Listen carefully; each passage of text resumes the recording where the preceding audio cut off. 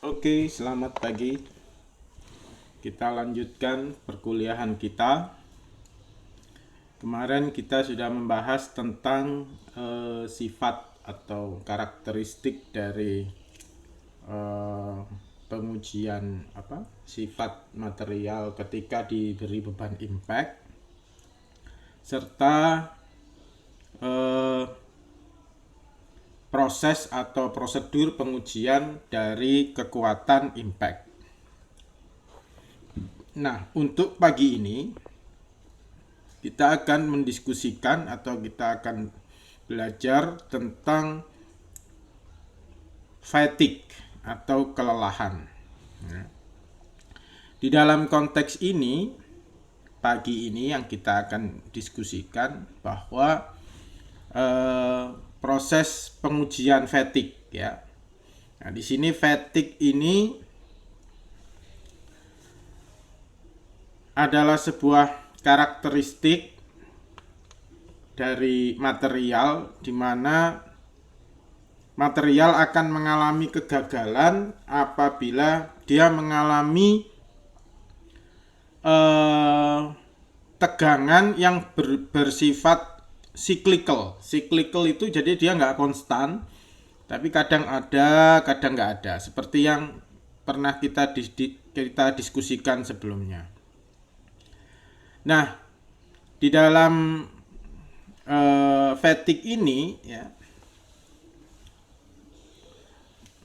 tegangan itu bervariasi berdasarkan waktu. Ya. Jadi Anda bisa lihat di sini bahwa tegangan ini bervariasi berdasarkan waktu, di mana parameter-parameter kunci yang menjadi karakteristik dari beban waktu ini adalah yang pertama itu adalah S-nya. Jadi S di sini kalau kita lihat dari gambarnya di sini ya, Anda bisa lihat gambarnya S di sini. Maka di sini adalah dari rata-rata tegangan, maka S itu merupakan puncak ya, puncak dari atau tegangan maksimum pada siklus tegangan. Ya. Sedangkan sigma M atau sigma rata-ratanya itu merupakan pas bagian tengahnya. Jadi kalau misalnya dia ditarik 10 mega, ditekan 10 mega, berarti sigma M-nya adalah atau sigma rata-ratanya adalah 0. Posisi sigma M di sini. Nah, baru yang terakhir adalah frekuensinya. Frekuensi itu banyaknya getaran dalam 1 detik. Jadi banyaknya cycle di dalam 1 detik. Jadi kalau 1 detik itu cycle-nya itu banyak, berarti dia sering kali menerima beban siklus ya. Tarik, tekan, tarik, tekan, tarik, tekan. Tapi kan bisa tarik, tekan gitu ya. Nah, itu ada frekuensinya. Nah, yang jadi kendala utama sebenarnya adalah fatigue itu dia bisa menyebabkan satu kegagalan.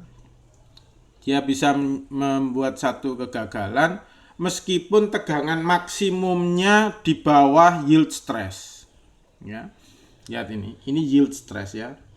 Tegangan maksimumnya di bawah yield stress. Jadi Anda bisa lihat kalau tegangannya di bawah yield stress aja bisa menyebabkan kegagalan. Ini kan biasanya kan di dalam desain itu padahal kita selalu menjadi acuan kekuatan itu setiap tegangan yang terjadi harus di bawah yield stress. Karena apa? Karena ketika beban itu hilang, dia akan kembali ke posisi semula di dalam zona elastis ya. Namun di dalam karakteristik fatigue di sini ternyata meskipun dia di bawah yield stress, tapi tetap bisa menyebabkan apa yang disebut dengan kegagalan. Jadi karena tarik, tekan. Ya meskipun tegangannya itu di bawah tegangan elastis, tapi ya tetap bisa putus gitu loh. Nah, ini bahayanya. Maka dari itu Anda bisa lihat di poin yang kedua di sini, dia yang bertanggung jawab 90% dari kegagalan mekanik. Ya. Nah, ini salah satu bentuk bagaimana fatigue ini benar-benar sangat bertanggung jawab terhadap kerusakan mekanik. Oke, saya lanjutkan.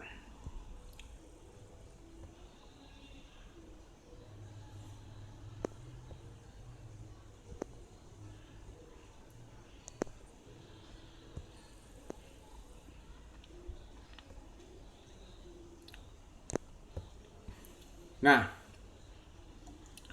tipe-tipe perilaku fatigue. Nah, di sini ada beberapa material ya. Dia memiliki batas fatigue itu jelas. Maksudnya batas fatigue jelas bagaimana. Nah, ketika kita lihat di ini, di nomor yang di bullet yang pertama ini ya. Ini bullet ini ya. Anda bisa lihat ini. Nah, Anda bisa lihat di sini bahwa ketika material itu memiliki karakteristik fatigue dengan batas fatigue yang jelas, pada saat dia diplot di sebuah log diagram, ya, maka di sini sangat terlihat adanya batas fatigue. Ya. Mana batas fatigue-nya? Yaitu ini, S-fat ini. Ya. Nah, artinya apa? Ketika dia tegangan yang terjadi ya, atau tegangan yang terjadi di sini dia di bawah batas fatigue, maka dia sama sekali, jadi contohnya yang daerah sini ya. Daerah sini ya. Nah, pada daerah tersebut kalau dia tegangannya berada di sini misalnya, nah dari poin sini, maka dia tidak akan mengalami kerusakan akibat fatigue. Namun ada beberapa material yang tidak memiliki batas fatigue. Ada material nggak punya batas fatigue. Nah, dari sini Anda bisa lihat ketika tegangannya besar, ya ketika tegangannya kecil, maka cycle-nya bisa agak lebih panjang, ya misalnya di sini. Ya. Kalau tegangannya besar, maka cycle-nya jadi lebih cepat. Ya. Tapi ketika tegangan yang terjadi itu kecil di sini, maka cycle-nya bisa menjadi panjang. Nah, artinya apa di sini? Bahwa material ini dia tidak memiliki batas fatigue yang jelas. Artinya tidak memiliki batas fatigue. Dia hanya memiliki karakteristik bahwa ketika sebuah material tersebut dikenai oleh beban bercycle pada tegangan tertentu, maka dia akan menunjukkan satu kecenderungan terjadinya kegagalan akibat fatigue yang menunjukkan apabila tegangan yang bercycle itu kecil, berarti dia akan panjang cycle-nya, usia fatigue-nya. Tapi ketika tegangan bercycle-nya itu tinggi, maka usia fatigue-nya juga akan menurun. Jadi ada dua ya. Nah, sekarang kita melihat perilaku fatigue pada sebuah polimer. Nah, pada polimer itu ada yang memiliki batas fatigue, ada yang tidak memiliki batas fatigue. Yang memiliki batas fatigue ini contohnya PMMA. Ya, nih. Contohnya bisa dilihat di sini, ini PMMA ini dia batas fatiknya di sini. Ya. Dia sudah datar. PP ya, PE ini ya, polietilen ya, PP ini di sini. Nah, ini batas fatiknya. Nah, sebaliknya kayak nilon ini dia nggak punya batas fatik ini. Nah, ini dia pokoknya nilon sama PET ini nggak punya. Ini terus dia semakin kecil dia akan cycle-nya tinggi. Tapi kalau dia besar ya tetap akan mengalami kegagalan akibat fatigue. Oke, saya lanjutkan. Laju pertumbuhan retak fatigue ya. Nah, pertumbuhan retak akan bertumbuh secara incremental, yaitu secara bertahap ya. Dengan dapat didekati dengan formula yang ada di bawah ini ya, yang ada di sini. Ini pendekatannya Anda bisa lihat di sini.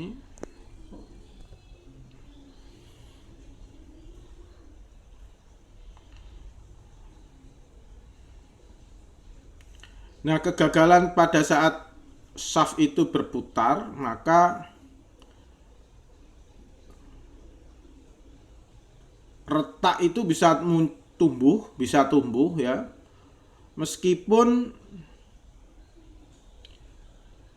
Kmax-nya itu lebih kecil daripada Kc. Ya.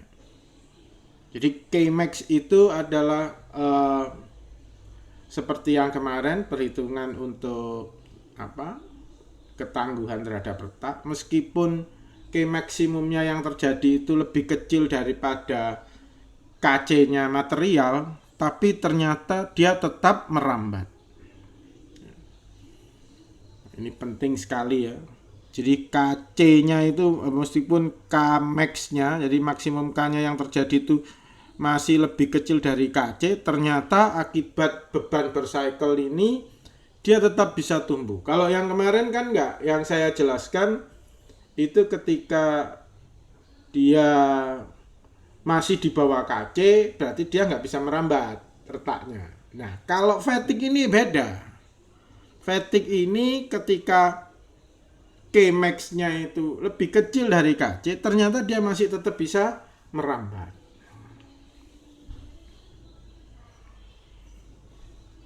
Nah,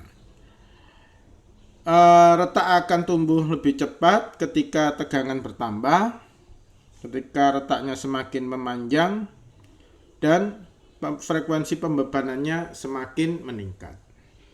Ini juga perlu diketahui ya.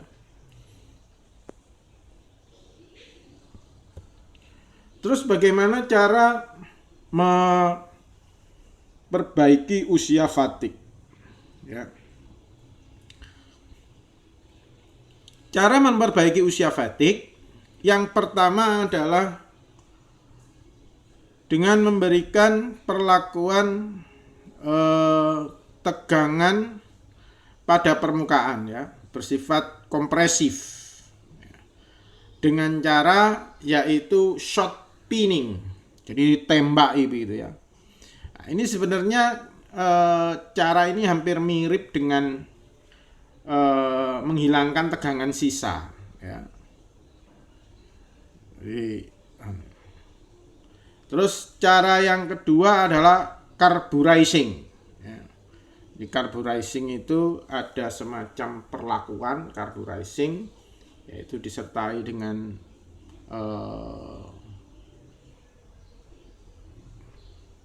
pemberian tekanan ya, tetapi disertai dengan pengkondisian gas yang kaya akan karbon.